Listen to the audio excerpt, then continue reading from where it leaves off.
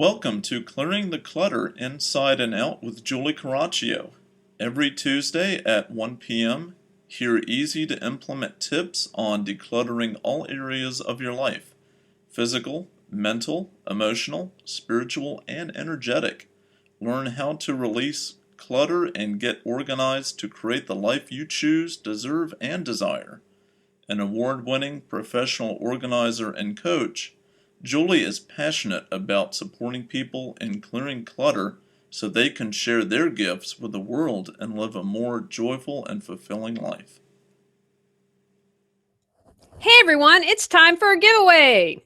Adam Levine, not the guy from Maroon 5, but the creator of Rapid Gift Bag, has generously donated a Rapid Gift Bag for one lucky winner.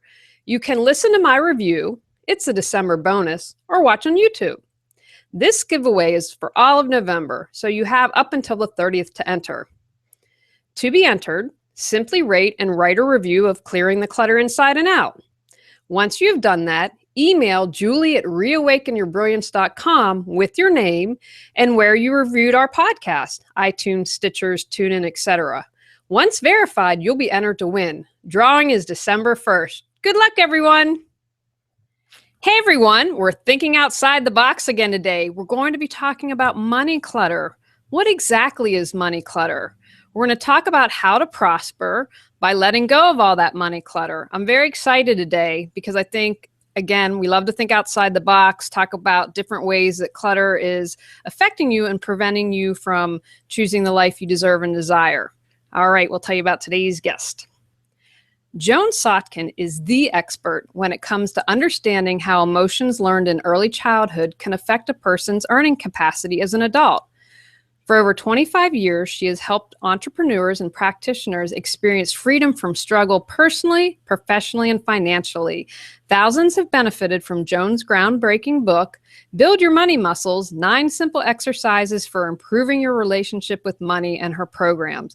Joan is an inspiring speaker and coach who brings a depth of knowledge plus empathy and compassion to her work. Welcome, Joan. It's so good to be here. Now, I'm excited. Now, Joan, when I was first approached about interviewing you, we had a discussion about this. I got a little nervous because I'm like, Joan, this podcast and series is about supporting people and clearing clutter. I don't want to have someone on that's going to be like, okay, abundance, prosperity, let's go buy, buy, buy. So talk about what your definition of prosperity is. Well, to me, prosperity is a feeling of fullness, a feeling of safety, a feeling of self-love. It's a feeling of completeness, and it has nothing to do with money. And the clutter, if you've got a box full of receipts, that's probably money clutter, because you're not organizing your money the same way you would organize your underwear drawer. It's a matter of keeping all the energy in the right place. Money is just energy. It's energy passing between two people or entities. And how you deal with money is how you deal with your relationship with yourself and others. And once you see it as an energy force and as a energy gestalt, you treat it differently. So that if you've got clutter, you're keeping energy from moving freely through you. Whether it's clothing or stuff or money clutter, it's all going to keep you blocked from moving forward towards your prosperity, whatever your definition is. I absolutely love that. And I'm laughing, you're reading my mind, because the next point I wanted to bring up with is money is energy. And, I think of that Cyndi Lauper song from the 80s, money changes everything. It's like money's not energy. We get this perception that, it's money. And it's amazing to me how you can have the rest of your life clutter free, or you're really happy, and then money is the one stumbling block where you get stuck. Money seems to be the last hurrah for just about everybody. And I have yet to meet a person without money issues. It doesn't matter if a person has a lot of money or hardly any money. Some people with very little money are perfectly happy where they are. And a lot of people with a lot of money are not perfectly happy where they are. So it has nothing to do with money. It has to do with you, your feelings, how you deal with yourself, how you perceive yourself in the external world. And every time you think it's about money, oh, I need more money. No, it's never about money. What is it you're longing for? I mean, I've looked at the clutter issue a lot. And what is it that makes people hoard and bring all, it's like a kind of safety. If I have all this stuff, then I can't die. And it doesn't work. You know, you're going to die no matter what. And there's as much emotion involved in clutter as there is in money. I think I love hearing you talk about this, because one of the things that drives me is I think a lot of people concentrate on physical clutter or mental clutter, but not many people are talking about the emotional, spiritual, and energetic clutter. And that's what I get really excited about, because whatever's going on the inside is directly reflecting the environment. Now, I'd be curious of your thoughts. I think I love your definition of prosperity at the beginning. I think sometimes, again, people still confuse prosperity with keeping up with the Joneses and that rat race. What advice would you have for someone to how do you have that balance? How are you able to step back and not get caught up in having to accumulate more and more? Well, what is it you really want? And what is it you think more and more is going to do? One of the main feelings behind more and more is longing, which is a feeling that starts in early childhood, when mommy didn't feed you properly, when you didn't get bonded, when you didn't get touched. Under-earning and touch deprivation go together. So that feeling of, you want me to say that again? No, please. Well, the good thing about this is it's recorded, so people can listen again and again, and you can't see I'm having an aha moment and making connections, which I just absolutely love, because again, the inner is reflected in the outer. I'd never heard that before, so that's an aha moment for me. Stuff that I make up. I think about this stuff a lot, because when I had 2 millionaire brothers and I couldn't rub 2 pennies together, my question was why? We came from the same family. Why are they where they are and I'm where I am? And this is when I began to understand that we have beliefs that lead to thoughts, that lead to emotions, although it happens in a nanosecond, so you can't really separate them. And it's the emotions that inform our decisions, which cause our behaviors.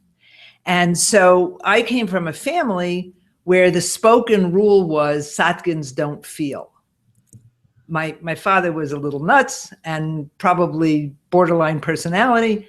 And one of his rules for Sotkins, we were the only Sotkins in the United States, and he had all these rules for us, one of which was Sotkins don't feel. And once I went to Codependence Anonymous, and they would clap when I told them how I felt. It was like, okay, what else is in there? And I didn't know how to, I went to therapy, that wasn't doing it. So I just started doing a lot of meditation. At one point, I actually gave everything I owned away and wandered for quite a few years, listening to that inner voice and just doing what I felt guided to do in order to take myself to a healthier place. I was also sick physically, so I had a lot of healing to do. And the doctors told me I'd never be healthy, and I was just a hypochondriac, and one of those stories. And the deeper I go into the feeling body, the more I learn.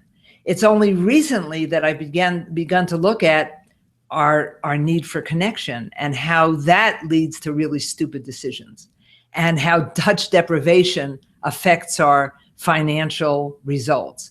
And the new one I'm looking at is our ancestral background, and how mommy's feelings and grandma's feelings and grandma's feelings, how they all affect who we are today. And I realized that we don't have to break our ties to the ancestors. We have to heal the relationship. Right, or clear the energy that might be behind the familial. I know, for instance, it's not necessarily related to money, but in my family growing up was, you never air the family dirty laundry because something bad could happen. So that would be an example. I'm convinced that goes back hundreds of years. But So what I've been looking at in just the last couple of days, I was born Jewish. Now I don't follow the Jewish religion. I don't do Jewish things. I don't observe the Sabbath. I don't do it. But you can't stop being Jewish. It's like the minute I say hello, they know New York Jewish. And yet what I realized was there was a part of me that was ashamed of being Jewish, because what comes with being Jewish is the cellular memory of all the anti-Semitism, all the stuff we went through since biblical times, where we've been thrown out of places. And I'm sure this is why I'm so fascinated by the Black experience. What a thing to have to live through and to have in your cultural DNA. And of course, things happen coincidentally. So there was a show on PBS about Jews in America, and then there was something on C-SPAN about a book called Our Only Crime Was We Were Jewish, and it was all about the Holocaust. So I've been, all of a sudden, all this Jewish stuff is just in my face. And because of that, I'm noticing how many Jews are being interviewed on television. And I said to myself, look at today, you have the right to be proud that you're Jewish. It's a very interesting culture. Most of the comics I know are Jewish, that there's a rich history here. And it's only the feelings that I've inherited that are keeping me ashamed of being Jewish. I never talk about being Jewish. I am doing it now because you're only as sick as your secrets and you've got to get it out. And so even as I say it, a little part of me is going, oh, Joan, don't do that. Don't do that. It's dangerous. It's dangerous to tell them you're Jewish. Look what happened in the Nazi era. It was dangerous to tell them you were Jewish. And so I'm seeing how this affects my whole persona. There's and the other piece is the shame about being a girl, because in our family, boys had more value than girls. In a lot of religions, boys have more value than girls. And so I'm recognizing this part of me that holds back a little bit. And that would affect my finances and what I accomplish, because, as you said, the inside affects the outside. And realizing that as out a person as I am, and as much of a extrovert as I am, and how much I love to talk to people, and I'm very good at starting conversations, there's a little piece inside of me that holds back.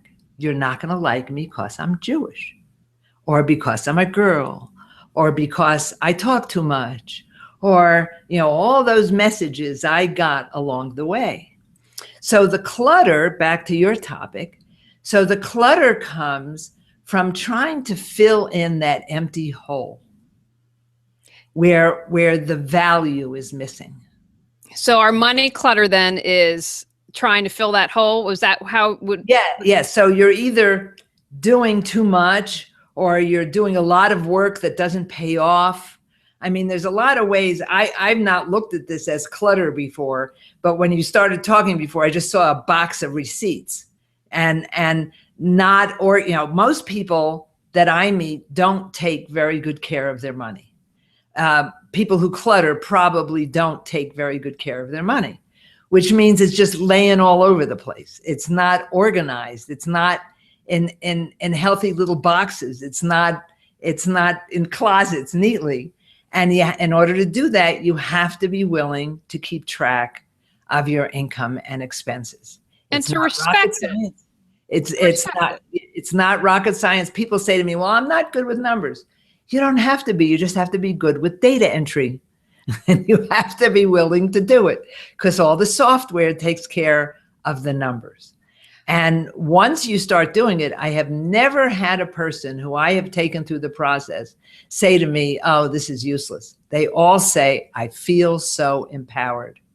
It's like with the clutter. Once you know where everything is, once you don't have to go through piles of stuff to find that one thing you were looking for, your life changes. It absolutely does. I believe you transform your life through clearing clutter. Looking to change your life? Are you ready to release all your clutter, physical, mental, emotional, and spiritual? Our Declutter Your Life is a year-long how-to, go at your own pace workbook course to guide you through the process of clearing clutter, also available by 3-month individual topic. Learn more at reawakenyourbrilliance.com. Would you be willing, I was fascinated with that earlier example where I had my aha moment. Would you be able to share one or two other emotional examples that happen in childhood and how that relates to our current financial situation? Sure. I love to share this stuff. Okay, so what I've come to understand is that our emotions are formed, for the most part, in very early childhood. They're like, if you have a fabric, you have a warp and you have a woof, where so the emotions form the warp of your life around which the fabric of your life is woven. Okay, so in order to change the nature of the fabric, you have to change the nature of the warp. So how do they start so early in life? Well, first of all, if there was any kind of abuse or neglect when you were a child, imagine this little being yelled at or being abused in some way. That being is going to retract a bit, contract, and it's perfectly normal to be angry when you're violated. So, and when you're that age, you're not allowed to express the anger. Even if you have a temper tantrum, there's a whole thing that goes around that. So the anger starts. A sense of deprivation and that longing starts very early when the mother doesn't bond with the child. Shame starts very early. There must be something wrong with me because she can't love me. There must be something wrong with me because I can't get what I want. So when you're an adult, that looks like I never get what I want. Okay, it's the same feeling. Okay, another major feeling that is acted out through money is a sense of being trapped. And that 2-year-old, no matter, this is a very common feeling. So it's natural for a 2-year-old to feel trapped. They won't let me do what I want. They won't let me be who I am. And so when a person goes into debt, that allows them to feel trapped. So they know who they are, because your emotions are one of the things that let you know who you are. Okay. And the fifth major feeling that people act out through their money is aloneness, feeling alone and disconnected. I'm abandoned. My father left, my mother left. They don't touch me, so there must be something wrong with me. And these are all things that people say about their money. Mm-hmm. Okay, so it's never about money. When you think you need more money, you need more love, you need more people, because money doesn't fly in the window by itself. It comes from people. So anytime you hear yourself saying, I need more money, ask yourself what you really need. So you can put these things together. Compulsive shopping is feeling alone. You go out there and someone's paying attention to you. Oh, you look so great in that dress. Let me hand you some money. And the whole touch piece is a whole nother one. I was touch deprived. My father said when she was 6 weeks old, she drooled on me and I never touched her again. And that was pretty true. Okay. My mother came from a family where there was very little touching. So touching didn't happen in our family, physical touching. So I looked around one day and I said, am I still touch deprived? And the answer was, I've got 10,000 people on my mailing list. I got so many people listening to my podcast. People tell me all the time, you look great for your age, you're amazing, blah, blah, blah. I'm getting touched all the time. I just wasn't feeling touched. Mm-hmm. Remember, feelings are the key. Okay. So what I started doing was when I would get into bed at night, I would say, I feel loved, I feel touched. And I would remember during the day when people would greet me warmly, that's a way of getting touched. When people asked me questions and listened to what I had to say, I was being touched. That it had nothing to do with just the physical touch. When people hand you money, that's a way of getting touched. So when you crave money, you're craving touch. So every time, as I said before, every time you think it's about money, it's not. Ask yourself, if it's not about money and it's probably about people, what is it I'm really feeling? Oh, that's brilliant. I love that. Now, what advice do you have? And again, I love how you're tying in, because there's a physical aspect. You mentioned the receipts and the emotions. What suggestions do you have for people? What do they have to do to clear the emotional clutter to heal their relationship with money? Well, there's two things that have to be done. One is, I call the emotional piece, recognize, release, and replace. So it's recognize the emotions. Now, you don't have to have an emotional vocabulary to do this. You just have to notice whether you feel contracted or expanded. When you look at a bill, when you look at your bank balance, are you feeling contracted? Okay, so you get the feeling contracted. Where are you feeling that? Are you feeling it in your chest? Are you feeling it in your abdomen? To become familiar with the kinesthetic experience of the feeling. That's all you have to know, okay? So that's recognize. Release is emotions by their nature want to be expressed. I use the word want, even though emotions don't want, but that's the normal path of an emotion. Emotions are caused by neuropeptides that attach themselves to receptors in your cells. And when you express the emotion, the molecules of emotion are gone. So you have all this buildup of shame and anger and all this stuff, all these molecules that want to be expressed. So how do you do that? You get in touch with where in your physical body you are feeling the emotion. It's not happening in your head, it's happening in your body. Put your hand over the feeling and make the sound of the feeling. Whatever the sound is, you are expressing that emotion, and that's the release. There's also energy psychology techniques like EFT and Be Set Free Fast and harmony integration, and there's a dozen of them now. You just have to be willing to express the emotion rather than burying it with clutter. One of the reasons people have clutter is to bury the emotions. When you allow yourself to feel the emotions and express them, whether it's in a journal, telling someone else, I feel so crappy today, terrific. Okay. Then replace. If you've been feeling a particular feeling in response to a particular situation all your life, you actually have to build new neural pathways in your brain and train yourself to feel a different emotional response during the same circumstances. So what do you want to feel instead? For example, if you're always disappointed, if you don't get what you want, what is it you want to feel? You probably want to feel satisfied. Let's take that as an example. Do you know what satisfaction feels like? Well, if you don't, then you have to look around and say to yourself, when do I feel satisfied? And if you don't, how can I feel more satisfied? What satisfies me other than that extra milkshake? Because very often it's the food that we use in order to feel satisfied. So it's recognize, release, and replace. That's for the emotions. Then there's organizing your money, keeping track of your expenses and your income, and looking at the numbers and saying, okay, I see what I spent this month. Is that what I want to do with my money?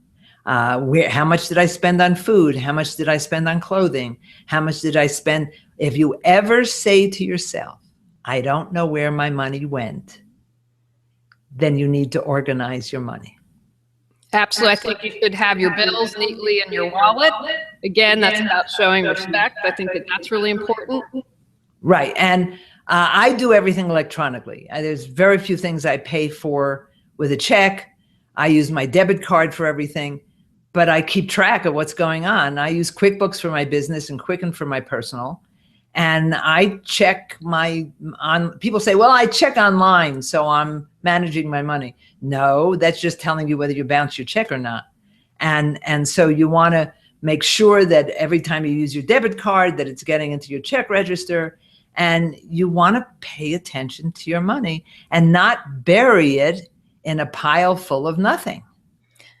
Absolutely. Now, I'm curious about your thoughts of tithing. I'm a big believer in tithing, and I believe that's directly tied into prosperity. What are your thoughts? Well, that is what you believe. I don't have that belief. Although I must say I'm a generous person. In other words, I don't count percentages because I give more than money. In other words, I don't think that tithing, this give 10% of your gross income, I don't think tithing has to do just with money. I think it has to do with time and talents as well. For someone who has a very low income, they really can't afford 10%, but they can work at a homeless shelter or help to feed the homeless. Or for me, I have a standing invitation that anyone who walks with me at Dog Park, which is 1.5 miles to 2 miles every day, can have free coaching. They just have to walk with me at Dog Park. We have this fabulous dog park in Santa Fe with 1.5 mile long trails, and you can see a view of the entire city. And since we have no tall buildings here, it's lovely. And anyone who wants free coaching can walk with me at Dog Park. To me, that's part of the tithing. So I can't imagine not giving freely, although you have to set boundaries. You have to know who to give to. It's just the same thing as choosing a charity. I make sure to give a certain amount to charity every month, but I don't do that 10% thing. I think that's a false way of looking at it. I think that rumor started by people who are raising money for their churches, and I just don't go with it. So be generous, connect. Since I believe we're all connected, we're all one being. So by helping to take care of you, I'm helping to take care of myself. There is no separation. And so when I have to be forced to give, that doesn't come from love. I know a lot of people who were doing that whole tithing thing, and they felt so poor as a result of it. Absolutely. And I think that example is great because that, in my mind, defeats the purpose. If you have to begrudgingly give something, you're not being open. It's not coming from your heart. And I think time is important as well. Yes. And so you don't think you have to, from my point of view, don't think you have to give money. I don't think it's true that the more money you give, the more money you get. I think that's perpetrated by the prosperity gospel people who want their baskets filled.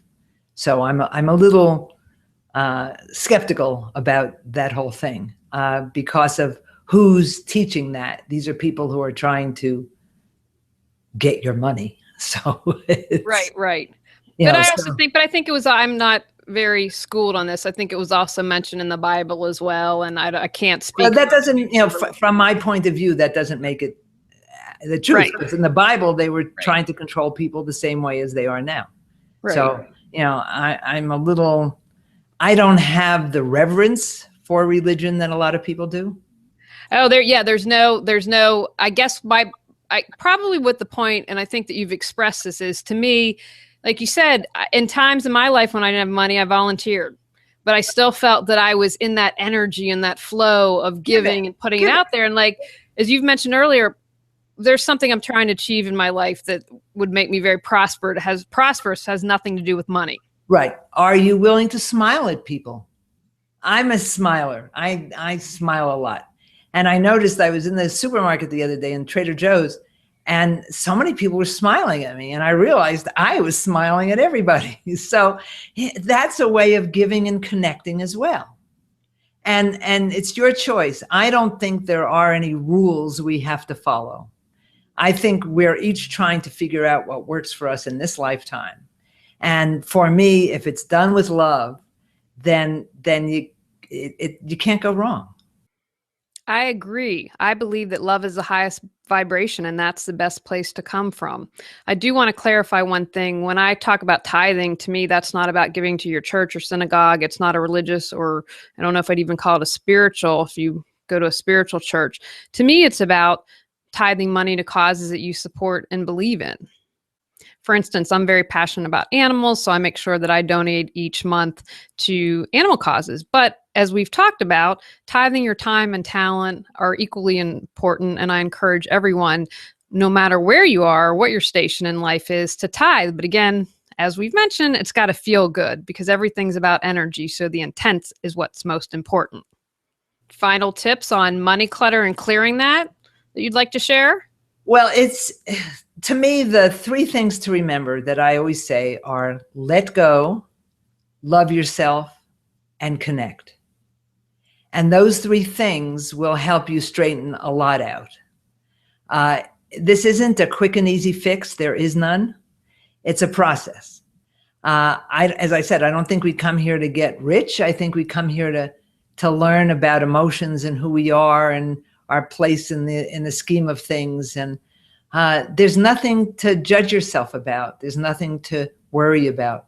Just, put one foot in front of the other. And if clutter works for you, then you're not going to change. If it's uncomfortable for you, then change it. Don't judge yourself. To me, a lot of the reasons that people clutter is because they're so judgmental about themselves. And self-love will do a lot to help a lot of things heal. I'm with you on that 1,000%. So since you've had some other experiences with clutter, share one final tip that for people to clear clutter on the inside or out, whatever your move to share. One little bit at a time.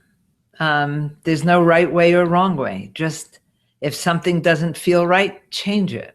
One little bit at a time. And get used to the feeling that comes when you change something, which is a little bit of disorientation. Outstanding. Now, Joan, how can people find out more information about you, your book, whatever good stuff you'd like to share? I do have a podcast that comes out twice a week. One is an interview and one is me just talking for 20 minutes with all my ahas. I like to share what I learn with everybody. Best place to start is at prosperityplace.com, where everything happens from that space. All right. Awesome. Thank you, Joan. It was very enlightening. And I was so excited because, again, when I first was like, oh, I don't know. But then when they said, okay, read this book, or whatever you said, I'm like, okay, she speaks my language. We're on the same page. I've got to have her on for an interview. All right. And my book, Build Your Money Muscles, is on the site as well and on Amazon. All right. Fantastic. All right, everyone. You've got some assignments here to help clear your money. So go out, clear some clutter to create the life you choose, deserve, and desire. Thanks for listening to Clearing the Clutter Inside and Out. Sign up for our newsletter and receive a free copy of our 10 clutter-free living tips. Ready to create the life you choose, deserve, and desire? Learn about Julie's services including coaching, classes, affirmations, aromatherapy, and her unique How to Declutter Your Life course and more at reawakenyourbrilliance.com. Don't forget to subscribe and join us next Tuesday at 1 p.m. Remember, the journey of 1,000 miles begins with one step.